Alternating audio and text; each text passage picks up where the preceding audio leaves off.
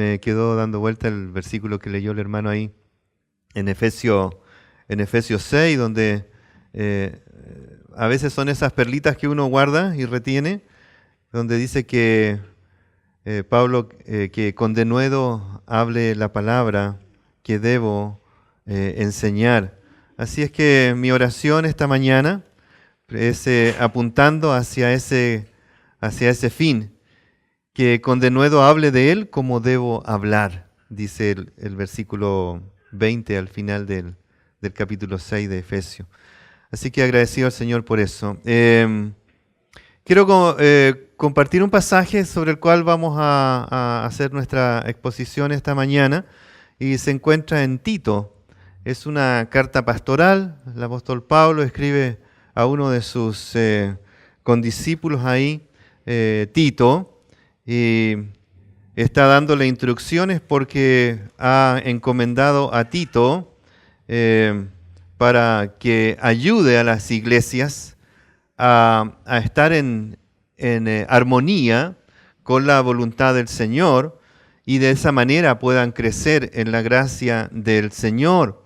Así es que Tito es encomendado a las iglesias para que pueda establecer ancianos, pueda ayudar a estos ancianos a enseñar mejor a la iglesia, y así también la obra del Señor sea perfeccionada y crezca. Entonces Tito, capítulo 2, versículos 11 al 14. Tito, capítulo 2, versículo 11 al 14. Y dice: porque la gracia de Dios se ha manifestado para salvación a todos los hombres, enseñándonos que, renunciando a la impiedad y a los deseos mundanos, vivamos en este siglo sobria, justa y piadosamente, aguardando la esperanza bienaventurada y la manifestación gloriosa de nuestro gran Dios y Salvador Jesucristo, quien se dio a sí mismo por nosotros para redimirnos de toda iniquidad y purificar para sí un pueblo propio, celoso de buenas obras. Y oramos al Señor. Padre, gracias por tu palabra, por la inspiración de ella a hombres que, buscando tu voluntad, tú tuviste el beneplácito de revelarla y de permitirnos leerla el día de hoy. Señor, sabemos que tu palabra es poderosa cuando tu Espíritu Santo la aplica a nuestros corazones. Por lo tanto, Señor, ayuda a nuestros corazones para que seamos sensibles a tu palabra. Te lo pedimos en el nombre de Cristo. Amén. Amén. Bien, conversábamos el otro día en la convención con algunos hermanos, y hoy en día, si no usamos la palabra gracias por lo menos 3 veces en un sermón, no es bíblico, porque es la palabra que está más en boga hoy en día, la gracia del Señor. Aunque la palabra gracia es algo que aprendemos desde que nacemos en el Evangelio, muchas veces por el uso pierde el significado original o el contexto por el cual fue dado a nosotros a través de la palabra. Y quisiera hoy ver el aspecto más primario de la palabra, pero a la vez también la practicidad de vivir en la gracia y cómo eso nos ayuda a nosotros a crecer y madurar en la fe. Así es que, como seguimos siempre el modelo del apóstol Pablo en su enseñanza, siempre hay un contexto de teología, de profundidad, de aclarar conceptos, de explicar verdades, y luego el apóstol Pablo siempre pasa a una sección práctica de aplicar las verdades profundas de la palabra. Así que siempre en el modelo de Pablo encontramos un principio que regula nuestra vida, y es que todas las cosas que hacemos tienen un contexto de la doctrina, ¿no? Como mismo dice en el libro de Efesios 2:20, que nosotros hemos sido fundados, ¿no? En la doctrina. Y por lo tanto, toda nuestra práctica de fe debe pasar por el filtro de la palabra. Y eso lo vemos aquí en el texto, y haciendo un pequeño bosquejo de los versículos que vemos aquí, el versículo 11 nos lleva al contexto de lo que la gracia hizo para hacernos a nosotros hijos de Dios. Y luego en los versículos que siguen nos explica que en ese contexto nosotros estamos en un proceso de práctica continua en nuestra vida. Así es que lo que Pablo hace en el macro de en sus epístolas, en sus cartas, lo podemos aplicar también en esta pequeña porción de la Biblia. Hay un contexto doctrinal profundo que es el fundamento de lo que nosotros practicamos en el día a día. Así que eso nos ayuda a ver también un poco un pequeño bosquejo de este párrafo tan interesante hablando acerca de la gracia. Primariamente la gracia de Dios se manifiesta para salvación. Versículo 11. Porque la gracia de Dios se ha manifestado. Y si ustedes se fijan, esta palabra manifestación se encuentra también en el versículo 13. Así es que en las dos divisiones naturales del párrafo tenemos esta palabra. Primariamente en el contexto de que la gracia se ha manifestado para salvación, pero luego también en el contexto del día a día, de nuestra vivencia cotidiana, la gracia se manifiesta en nuestra vida de piedad, que es lo que nosotros llamamos así, o la Biblia lo llama así, que es la vida en el contexto donde nosotros practicamos nuestra vida nueva. Así es que lo primero que Pablo nos dice, todo aquel que experimenta la vida en la gracia, primero tiene que, por razones obvias y de orden de Dios, tiene que haber experimentado la gracia que se manifiesta para salvación. Y de ahí uno desprende muchos contextos, ¿no? Primero que la salvación es por gracia, según Efesios capítulo 2, un pasaje bastante conocido que muchos hemos tenido que aprender de memoria para poder testificar más eficientemente el Evangelio, no por obras, sino por gracia, por medio de la fe. Es un don gratuito. La palabra gracia tiene esa connotación, es un regalo, es un don, es lo que Dios nos da por pura misericordia y su beneplácita voluntad, como dice en los primeros capítulos ahí de Efesios, ¿verdad? Que por su pura voluntad nos salvó. La salvación entonces es por gracia, sin mérito, sin acompañamiento de obras, es todo de parte de Dios y aunque es gratuito para nosotros, sabemos el costo que eso implicó en la relación entre Dios y la Trinidad entera, porque el Padre se desprendió del Hijo y luego fue sustentado por el Espíritu. Es el regalo de Dios entonces que trajo a nosotros la salvación. La gracia no solo nos salva, también la gracia trae vida nueva. Es el contexto en que nosotros nacemos a una vida nueva, porque es una vida nueva sobrenatural. Jesús tuvo que explicarle gráficamente a Nicodemo para que pudiera entender este concepto de la vida nueva bajo la gracia de Dios. Y luego Pablo tiene que extenderse en su explicación en sus cartas. Juan también lo hace en su carta primera de Juan. Pedro en su segunda carta nos dice en el capítulo 1, versículos 3 y 4, que nosotros hemos recibido todo lo necesario para la vida de la piedad. Y en el versículo 4, si no me equivoco, nos dice que hemos recibido, adquirido o participado de la naturaleza divina. Por lo tanto, es algo sobrenatural que viene a nosotros a través de este contexto de la gracia. La gracia trae la justicia de Cristo en nosotros, porque si no fuese así, nosotros no tendríamos nada que ofrecer al Señor. No podemos ofrecer nuestras propias obras ni nuestros propios méritos. Por lo tanto, cuando el Señor nos salva y nos libra y nos lleva a la cruz para que allí seamos despojados de nuestros pecados, luego una vida no queda en cero, en nulo, en nada, sino que más bien vacía en nosotros su justicia, la justicia de Cristo.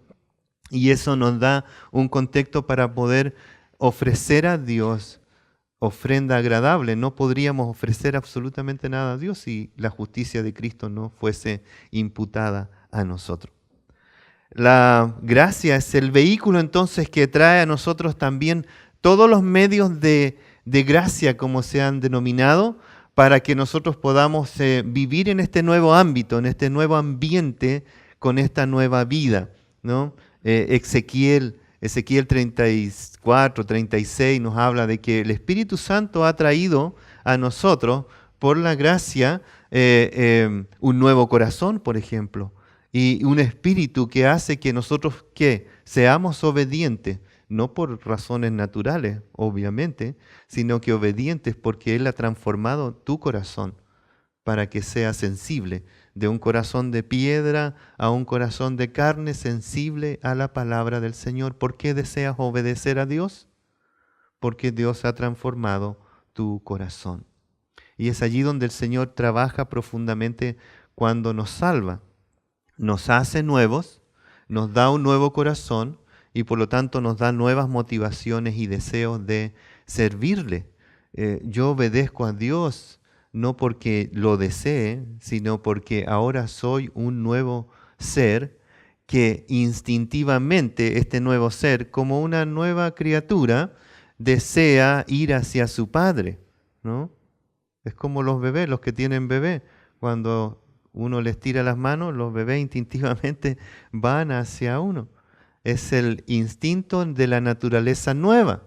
Y por lo tanto la gracia es el prerequisito, en el versículo 11 allí, para la vida nueva de piedad o de... También tiene varios sinónimos esta vida nueva, ¿no? Es la vida de piedad, es la vida de la santificación progresiva, es la vida de la madurez, o también como dice Primera de Pedro, es la vida que busca, porque así el Señor lo ha puesto en el corazón, busca la perfección. Y obviamente la palabra perfección no tiene que ver con un aspecto, sino que con una totalidad, es decir, estar completo en el Señor. Eso es estar perfecto, es tener todo lo necesario. Y luego es la vida práctica también, es la vida que el cotidiano, ¿no? Que todos nosotros cuando salimos de aquí de la iglesia llenos de la palabra de Dios y ahora nos preguntamos como Schaeffer, Señor, ¿verdad? En su gran pregunta, ¿y ahora cómo debo vivir? ¿No? ¿Cómo Dios nos ha enseñado? Entonces, la gracia tiene todo este contexto que nos lleva hacia entender que la salvación es más que un fin, sino que es un comienzo de una relación profunda y beneficiosa para nuestra vida que lleva gloria al que nos ha salvado. Entonces, muchas veces uno conversa con personas que se han convertido al Señor y piensan que ya se acabó todo, ¿no? Que ya están listos, que no hay nada más. Y por eso muchas veces gente que hace profesión de fe, yo hago esa acepción, ¿no? ¿Verdad? La gente que tiene el deseo de conocer a Dios hace una profesión de fe. Quizás yo recuerdo haberme salvado o haber hecho profesión de fe.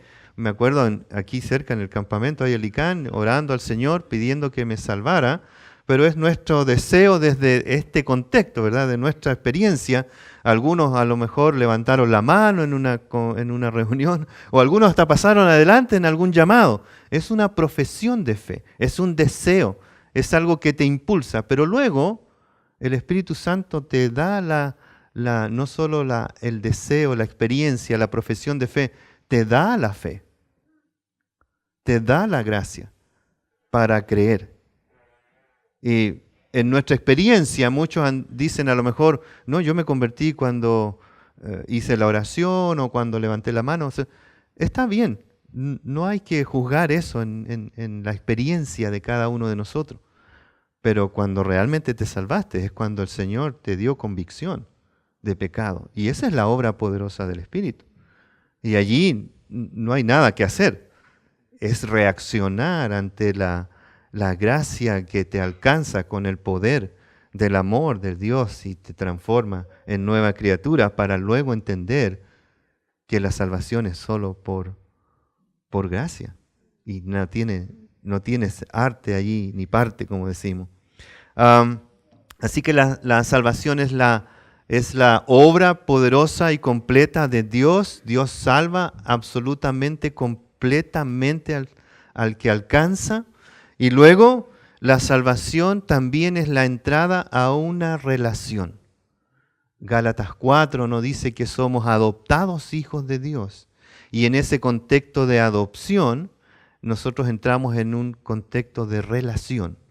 Y como toda relación, se necesita un proceso amplio, profundo, generoso de las partes para crecer en esas relaciones. Los que estamos casados sabemos que eso, lo que significa eso, que si no alimentas las relaciones, se deterioran. Dios está determinado a alimentar la relación. Y aquí viene entonces la segunda parte de nuestro párrafo, porque el versículo 12 al 14 nos dice cómo el Señor nos ayuda a esta relación para que sea fructífera, beneficiosa y bendecida para nosotros y para la gloria del Señor. Porque Dios nos ha hecho sus hijos para que ahora nosotros, siendo sus hijos, le honremos y le glorifiquemos. Así que necesitamos ser enseñados. Y eso es lo que dice el versículo 12. ¿Enseñándonos qué? ¿Qué nos quiere enseñar? Y aquí está entonces el contexto de la parte de la practicidad. La gracia toma un rol ahora, no solo de traernos a la salvación, sino que ahora nos quiere enseñar cómo vivir esta nueva vida, ¿verdad?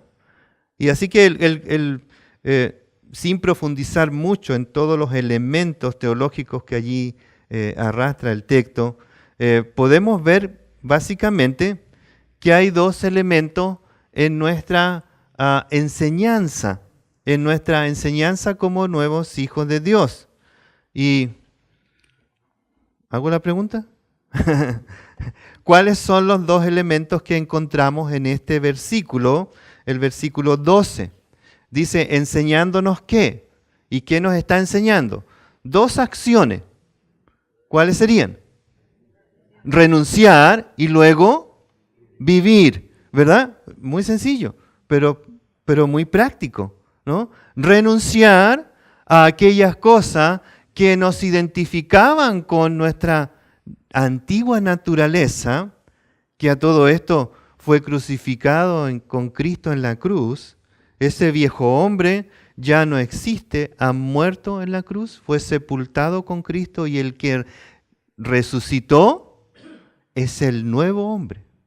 Segunda de Corintios capítulo 5, versículo 17, ¿qué dice? Nuevas criaturas.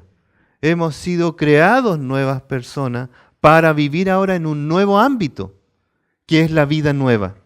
Y por lo tanto, renunciando a ese ámbito, dice la Biblia, el texto, que ahora debemos vivir en este nuevo ámbito. Y ese es un proceso que involucra la relación. Cuando nos casamos y hacemos esta aplicación, porque Pablo usa bastante el ejemplo del matrimonio para explicarnos esta nueva relación, ¿no? Si usted quiere ver ahí, por ejemplo, en Romanos capítulo 7, si no me equivoco, él habla de la esposa que vive con un hombre que la tiene cautivada.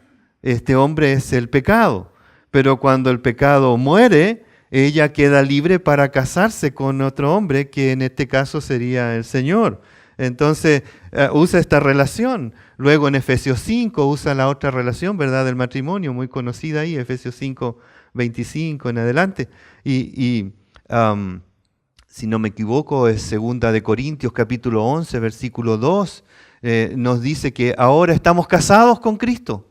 Y Dios nos cela celosamente para que esta relación sea una relación de fidelidad. Así es que es una figura muy usada en el Nuevo Testamento para explicar el antiguo ámbito de nuestra vida pasada y en este nuevo relación donde la gracia nos impulsa a vivir activamente. Por lo tanto dice, renunciando a y viviendo ¿cómo? Es decir, el creyente no solo se sabe hijo de Dios, ahora la Biblia te impulsa a vivir como lo que sabes que eres. Y esa es como la responsabilidad nuestra como creyente. No somos responsables de nuestra salvación, pero somos responsables de esta nueva relación. Y por lo tanto, en este contexto de responsabilidad bajo la gracia, Dios demanda de nosotros bastantes cosas, ¿no? Si uno lee la Biblia, uno se va a encontrar con muchas demandas de Dios hacia sus hijos. ¿Y por qué Dios demanda estas cosas a sus hijos? Que viváis piadosamente, que seáis santos, que os apartéis, en fin, un montón de demandas de Dios. Porque Él, como Padre, sabe lo que nosotros como hijos muchas veces no sabemos. Y es que Dios sabe que tú y yo tenemos el potencial divino de obedecerle. Porque hemos sido llenos de, primero, el poder del Espíritu Santo y luego del amor del Espíritu Santo. Y esas dos es una combinación poderosa en la Biblia, ¿no? El poder del Espíritu y el amor de Dios. El poder del Espíritu es el poder hacer, ¿no? Dios produce en nosotros, ¿qué cosa? El querer y el hacer por su buena voluntad. Y por lo tanto, si lo leemos un poquito como al revés, el texto de Filipenses 2, 12 y 13, vamos a entender que si Dios produce el querer y hacer por su buena voluntad, ¿qué debemos hacer? Vivir en temor y ocupados en vuestra salvación con temor y temblor. Porque Dios te da el contexto del poder, ¿no? Ahora, hay otra motivación profunda del hacer, y es el amor. ¿Por qué yo hago lo que hago? Porque amo. Porque hay pasión en mí, ¿no? Que lo que más le interesa es lo que más pasión va a poner allí, ¿no? Los que tenemos hobbies, por ejemplo, cosas que nos entusiasman hacer, ¿no? A algunos les gusta la carpintería, a otros les gusta, mi esposa le gusta tejer, ¿no? Es tejedora. Y un año el año que descubrió que sabía tejer a crochet, nosotros nos asustamos, porque despertaba en la mañana y de repente teníamos un gorrito de lana. Despertábamos otro día y con guantecitos y así, ¿no? Un día se le ocurrió hacerle fundas a las almohadas de crochet. Y despertábamos con todo el lado así, ¿no? Con el, ¿cómo se llama el punto? Es el punto corrido, punto no sé cuánto. Todo así éramos como un modelo de los puntos. Así. La pasión te hace hacer cosas que a veces te hace explorar, te hace valiente, te hace ir más allá, ¿no? Y eso ocurre porque según Romanos 5, Dios ha derramado en nosotros, ¿qué cosa? Su amor, su amor. Ha derramado su amor en nosotros. Nosotros somos como esa fuente, ¿verdad? Que Dios llena, y no solo la llena hasta el borde, ¿no? No, Él es abundante siempre en el dar, ¿no? Nunca es mezquino, Dios siempre da abundantemente de su gracia, ¿verdad? Así es que cuando uno pide a Dios, Dios da de su gracia abundante. Y obviamente Dios sabe como Padre qué es lo que nos debe dar.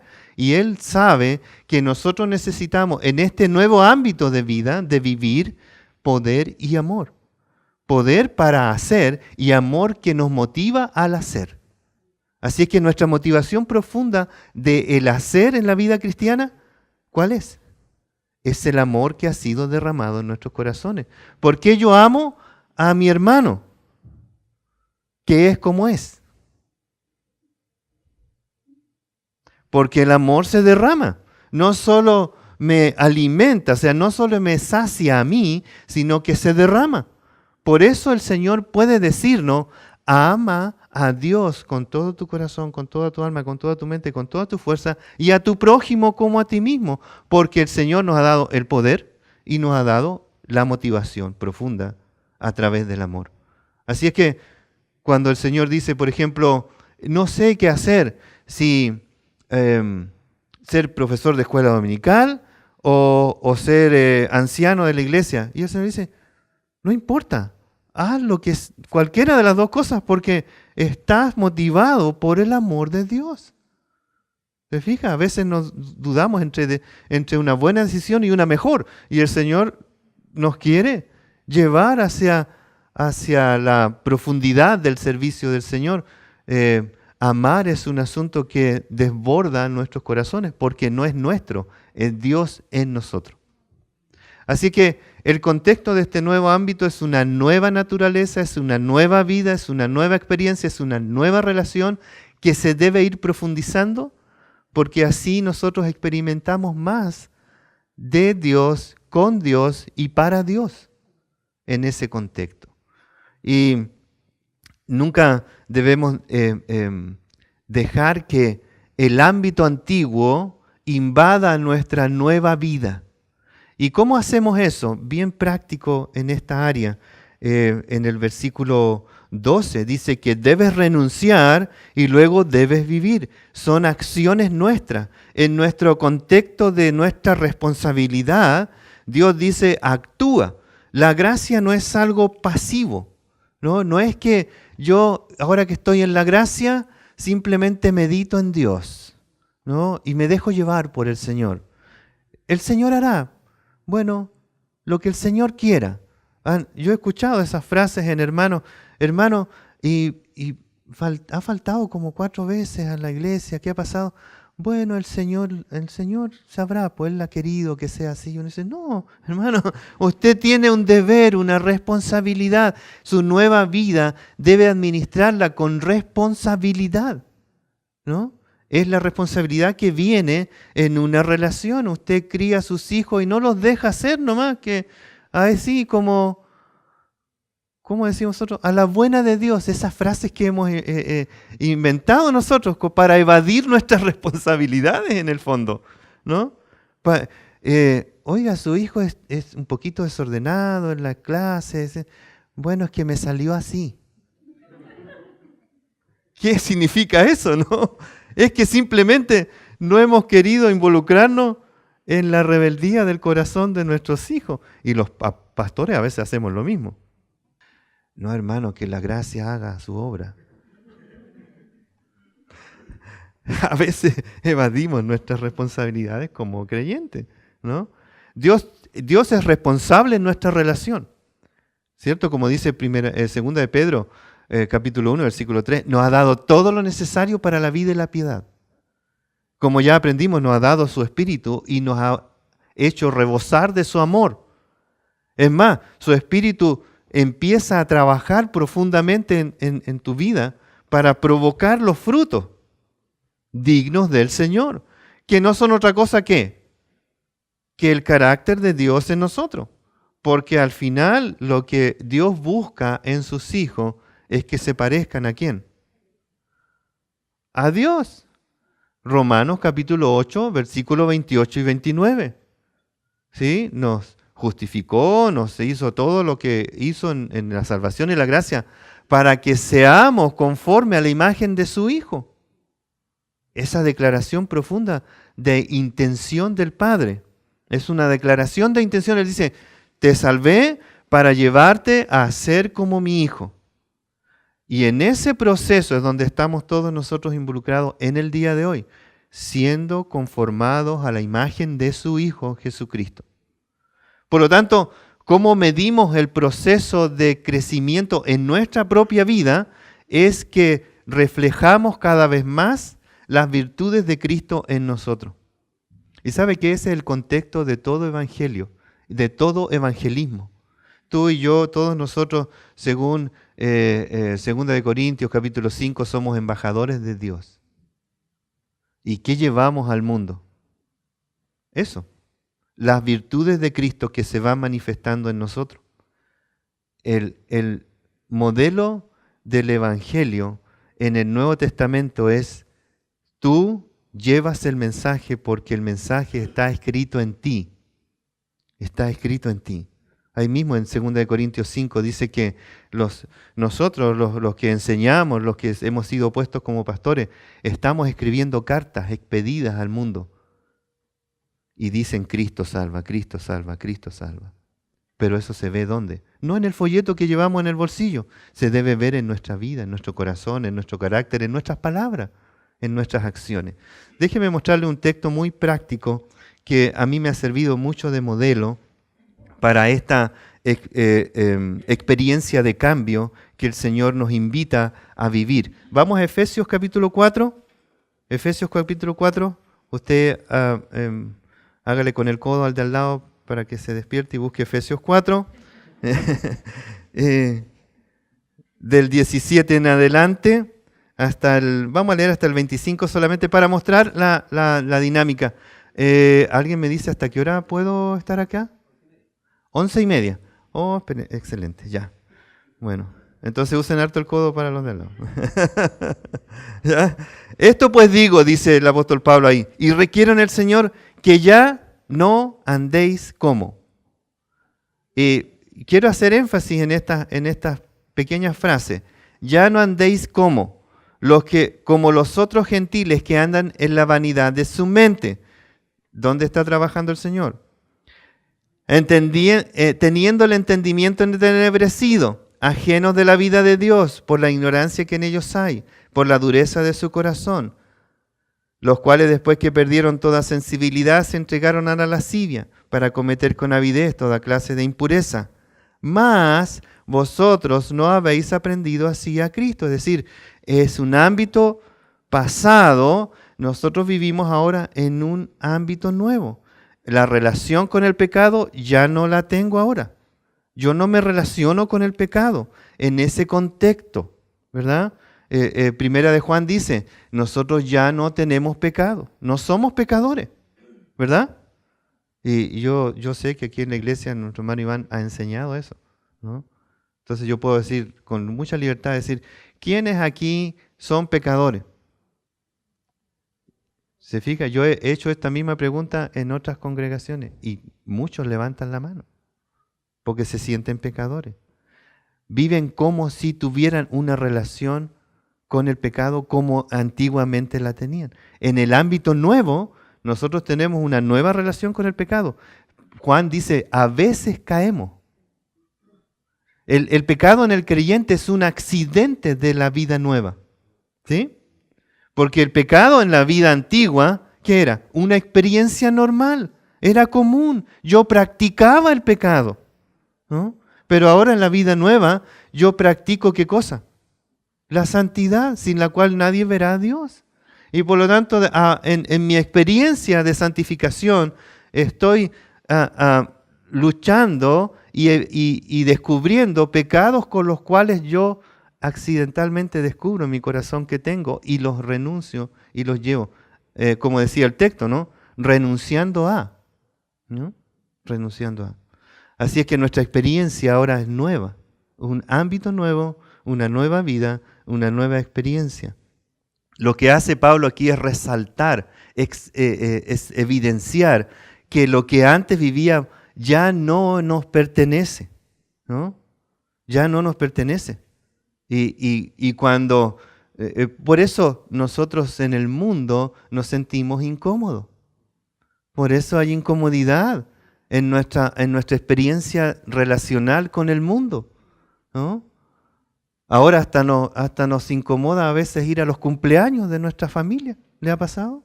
Nos incomoda, ¿no? Nos incomodan nuestras relaciones en los trabajos, cuando la gente se junta y a comentar que vieron no conozco, pero que vieron la telenovela de la noche y que conocen la caída del fulano tanto de la televisión y eso, y uno dice, ¿qué hago aquí? O sea, no tengo nada que decir, ¿no? Se incomoda uno porque el ámbito de vida nueva no es el de la anterior. Y ¿sabe qué? Dios permite, y anoche hablábamos con unos hermanos, Dios permite que el mundo evidencie pecado para resaltar la virtud de la vida nueva. Y a veces en nuestra historia como humanidad, Dios ha permitido que el hombre ahonde en su pecaminosidad, porque donde hay más oscuridad, más brilla la luz del Señor. Mateo 5, así alumbre vuestra luz delante de los hombres. ¿Para qué? vean vuestras buenas obras. Así que el pecado para Dios es una oportunidad de mostrar su pureza y la esperanza de vida nueva. Usted y yo somos esos agentes que Dios usa para mostrar al mundo esa oportunidad de esperanza de vida nueva.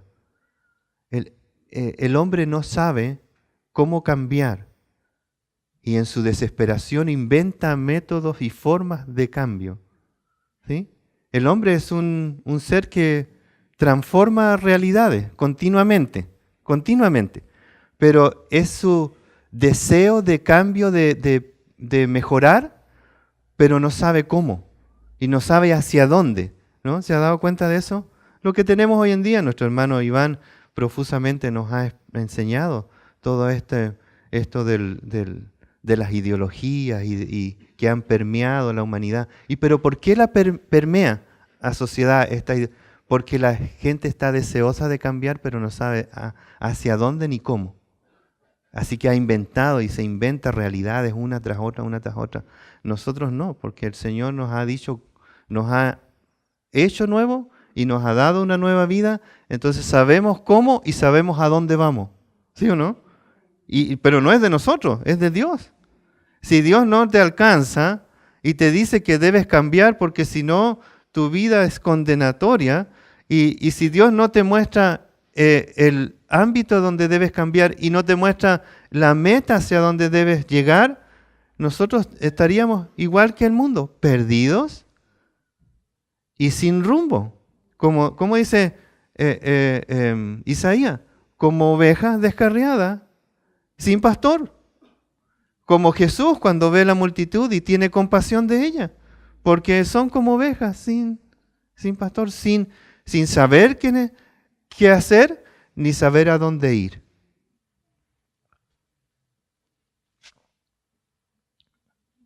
He tomado mucha agua estos días porque uno puede tomar agua en cualquier parte y es rica. Allá no, uno tiene que tener cuidado en el sur, en el norte.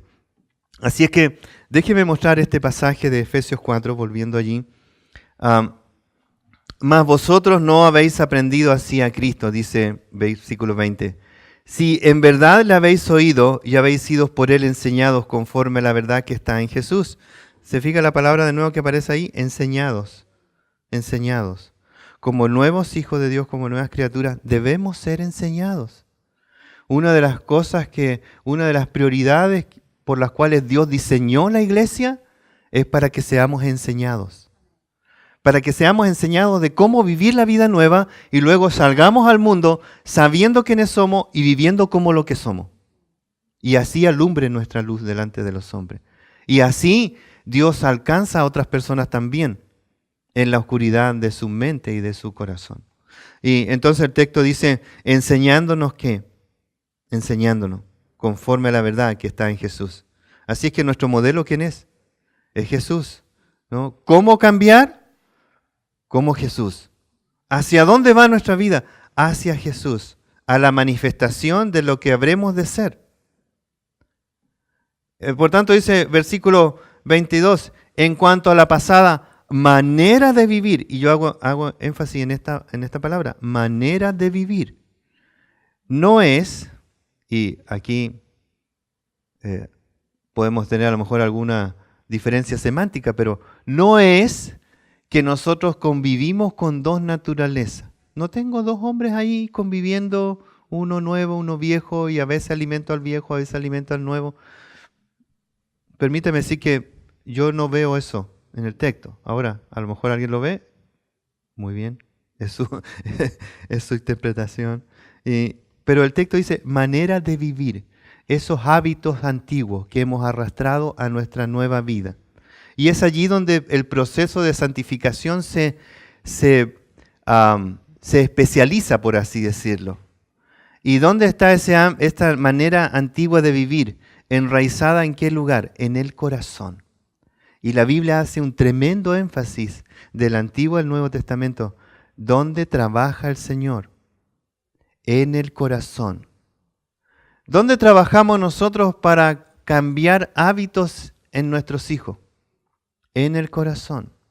¿Dónde trabajamos los pastores? Para que nuestros hermanos crezcan en el corazón. Porque es allí donde está el motor de la vida. Y es allí donde Dios ha inundado con su amor. Entonces allí donde está también el poder de Dios. Entonces allí donde nosotros debemos apuntar continuamente. Puedes cambiar hábitos, puedes cambiar formas, puedes obligar incluso a las personas a hacer cosas. Pero si no trabajas en el corazón, vas a tener un hijo o un esposo o una esposa o hermanos en la congregación que van a hacer cosas porque tú lo dices, pero no porque tú lo crees. Y puedes tener muy buenas personas en la iglesia, pero con la motivación equivocada. Y la motivación profunda viene del cambio en el corazón. ¿Cómo se produce esto? Dice versículo 22, en cuanto a la pasada manera de vivir, así que en cuanto descubres hábitos pecaminosos en tu corazón, en cuanto descubres a lo mejor ídolos en el corazón, ¿qué haces? Te despojas del viejo hombre, te despojas de esos hábitos pecaminosos que se identifican con tu antigua manera de vivir, que está viciado conforme a los deseos engañosos. Es decir, estás continuamente velando sobre tu corazón para descubrir esos hábitos que te asocian con la pasada manera de vivir. Y Pablo lo dice aquí. Dice el que, si voy un poquito más abajo, después vamos a volver ahí con el proceso. Dice, vestidos del nuevo hombre. Bueno, vamos a hacerlo al tiro. Despojarnos, sí. ¿Cuál es el otro proceso? Vestirnos. Entonces nos despojamos y nos vestimos. Lo mismo que dice Pablo en Tito, ¿verdad? Despojar y vestir. Renovados en el espíritu de vuestra mente y vestidos del nuevo hombre, creados según Dios en la justicia y santidad de la verdad. Y aquí Pablo entonces pone un contexto práctico. Da varios cosas prácticas, pero solo mencionamos este. Por lo cual, desechando la mentira, me despojo de, y luego me visto de la verdad para hablar la verdad en amor. Y este proceso ha sido un poquito mal entendido. Normalmente cuando tú descubres pecado en tu corazón, ¿qué hace? El Espíritu Santo viene y te convence de pecado. En este caso, por ejemplo, de la mentira. Te convence de la mentira. Y puede ser un ámbito muy como socialmente aceptable, por ejemplo, ¿no? Dile que no estoy, ¿no? O me ha pasado, por ejemplo, en el contexto de la gente que está enferma, a veces uno va a visitar a un enfermo, no sé, con una enfermedad terminal o algo así, y uno le pregunta y hace provisión, aprendí a hacer esta, le pregunta a los parientes, a veces al cónyuge, hermano o hermana, él sabe que está enfermo terminal y a veces ocurre, no sé si ustedes lo han experimentado, que la familia dice, no le hemos dicho. Todos saben, menos el enfermo, que se va a morir. No le hemos dicho, hermano, porque para que no sufra más de lo que ya está sufriendo. Eso es mentira. Pero lo bañamos con un asunto de piedad, ¿no? Lo bañamos con piedad. No le hemos dicho. Y a veces en nuestra pasa lo mismo en nuestro contexto de nuestra iglesia, ¿no? El hermano tiene un hábito pecaminoso o a veces molesto y nadie se lo dice. ¿Por qué? Es que lo amamos así como es. Es como, no queremos hacerlo nomás, no queremos pasar por el trauma de decirle al hermano, sabe que hermano, lo que usted hace molesta a todo el mundo, ¿no? Deje de hacerlo, por favor. No, nos cuesta eso. Entonces Pablo dice, si hablas mentira, deséchala. Es decir, ¿cómo desechamos el pecado de nosotros? Vamos a Dios, lo confesamos, nos arrepentimos, pero generalmente llegamos hasta ahí. Lo digo porque a veces pasa en mi experiencia. descubro pecado en mi corazón, o a veces tengo un conflicto con mi esposa y paso del airarse al airarse pecaminosamente, y a veces tengo que ir y pedirle perdón a ella, y luego confieso mi pecado delante de Dios y me arrepiento, y digo, ya, estamos ok, ¿no? Hice el ejercicio. Pero Dios me dice que una vez que confiesas tu pecado y lo entregas al Señor, queda un espacio en tu corazón. En este ámbito nuevo de vida, queda ese espacio donde tú has sacado ese pecado y se lo has entregado al Señor.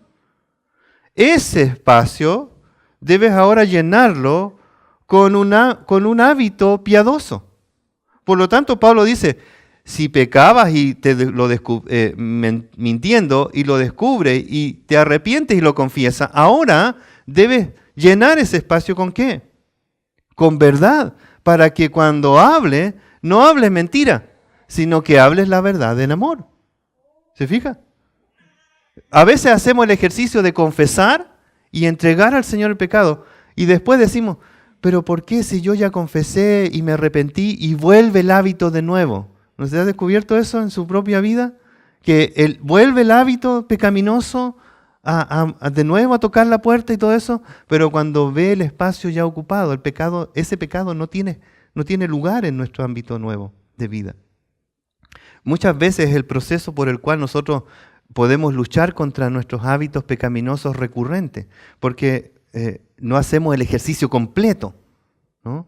Para eso, en muchas ocasiones necesitamos ayuda de los otros para ayudarnos a descubrir con qué debo llenar ese espacio del hábito pecaminoso.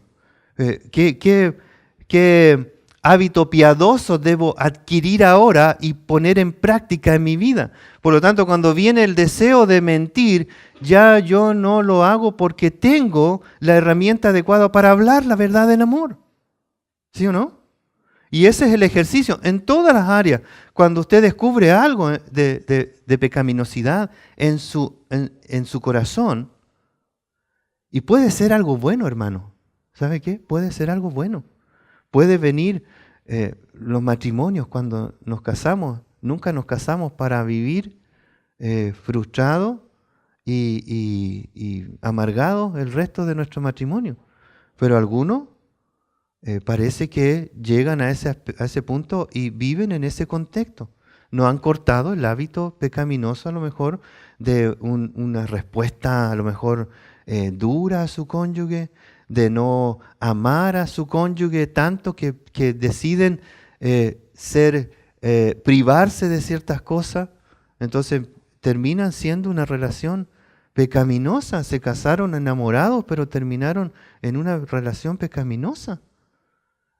A veces los matrimonios se casan enamorados y tienen su primer hijo, y el hijo, que es una bendición para la vida, termina siendo un ídolo en el corazón.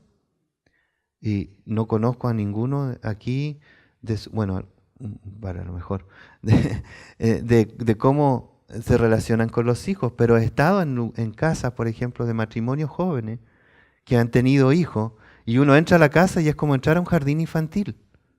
¿Le ha pasado eso? Y uno tiene que empezar a hacerle el quite a los juguetes, al castillo, ¿no? Te sientas sobre una Barbie o sobre un unicornio con pelito rosado y todas esas cosas.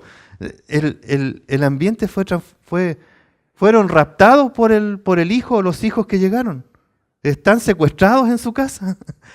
Y todo lo que hacen tiene que ver con el hijo o con los hijos. Han levantado un ídolo de una bendición enorme para su vida y lo han transformado en la prioridad de su corazón. Es lo que dice en Primera de Corintios capítulo 10, versículos 4 y 5, que hay fortalezas que se levantan. A veces levantamos ídolos de cosas buenas, ¿no? Un buen trabajo. ¿Cuántas veces ustedes y nosotros hemos orado, ¿no? El hermano viene y dice, hermano, quedé sin trabajo, les ruego sus oraciones para que el Señor me conceda un buen trabajo para sustentar a mi familia. Todo eso. Y uno se pone a orar y la iglesia se involucra. Oremos, hermanos, para que el Señor le conceda un buen trabajo al hermano. El hermano tiene un excelente trabajo, Si te he visto no me acuerdo. ¿Sí o no? ¿Le ha pasado alguna vez? Nos ha pasado muchas veces. Porque lo bueno que llega a tu vida tienes que, en este contexto nuevo, responsablemente administrarlo. O al revés, puede ser algo negativo que viene a tu vida, ¿no? Puede ser un cáncer terminal que llega a tu vida. Y algunas personas reaccionan volviéndose víctimas de... ¿No se han visto eso? Yo, gracias a Dios, no le pido al Señor que me envíe un cáncer para probar que soy responsable ante Él, pero hemos visto eso en la vida de algunos, ¿no? Por el otro lado, yo he sido grandemente enseñado cuando visito a un enfermo que administre responsablemente su enfermedad para la gloria del Señor, ¿o no? A veces vamos a ver un enfermo y terminamos siendo reconfortados con ellos. ¿Por qué? Porque han responsablemente administrado todo lo que ha venido a su vida. Ya sea algo bueno o algo negativo que viene a tu ámbito de nueva vida, debes administrarlo bajo la gracia del Señor y ser cuidadoso, porque no eres tú, eres Dios, es Dios y son los que te rodean. Y cuando administras bien, puedes dar y recibir bendición. Un aspecto, ¿no? Una faceta de la parábola del hijo pródigo. Eso es una advertencia. Gracias. Una faceta de la parábola del hijo pródigo es observa cómo el hijo pródigo administró su herencia. El padre, que representa a Dios, le concedió la herencia en vida a su hijo. Dios hace lo mismo contigo y conmigo. Nos ha dado la vida nueva. Nos ha dado todo lo necesario para administrarla. Ahora Dios dice, sé responsable. Sé responsable. Administra con gracia. Administra con el poder del Espíritu. Administra con la motivación del amor de Dios. Pero aún así Dios es generoso. Porque si no estás administrando sabiamente, si no estás siendo un hijo diligente, obediente al Señor, Dios es misericordioso. Y hoy día nos dice, vuelve. Vuelve y está a cuentas conmigo. Todavía hay oportunidad mientras el Señor sea misericordioso y nos dé vida. Como hijos de Dios, siempre se renueva día a día su misericordia. Así es que todos los días no se sienta avergonzado de haber caído en pecado o de no tener una vida madura en el Señor. Más bien, siéntase privilegiado, porque hoy puede ser el día en que usted decide madurar en el Señor, crecer en su gracia y serle útil al Señor y ser de bendición para sus hermanos. El Señor bendiga su palabra. Amén. Amén. No sé si me quedan 1 minuto, 2 minutos. Si alguien tiene alguna pregunta, sé que se van a privar de preguntar, pero lo hago siempre, ¿no? ¿Alguien tiene alguna pregunta? Y si tienen alguna para hacerla ahora, puede ser. Si no, me quedo un poco más. Si alguien quiere acercarse a preguntarme algo, lo derivamos al hermano Iván cuando llegue. No, yo puedo también, si tengo algo de sabiduría para contestar. Oramos al Señor. Padre, gracias por tu palabra tan profundamente práctica para nuestras vidas. Señor, no solo queremos saber, sino queremos experimentar la relación contigo. Señor, ayúdanos para llevar el conocimiento a la práctica, para llevar la salvación a un nivel de relación. Y permítenos, Señor, que crezcamos en tu gracia para que nos lleves al fin superior, que es Cristo Jesús, encarnado en nosotros. Oro por esta iglesia y por sus miembros, para que en este lugar donde tú los has puesto, donde los has hecho prosperar, puedan ser sal y luz en el mundo, puedan vivir su vida de piedad, para que cuando los demás vean las buenas obras que ellos hacen, te glorifiquen, Señor, porque tú eres nuestro Padre y nosotros tus hijos. En el nombre de Cristo. Amén. Amén. El Señor les bendiga, hermano.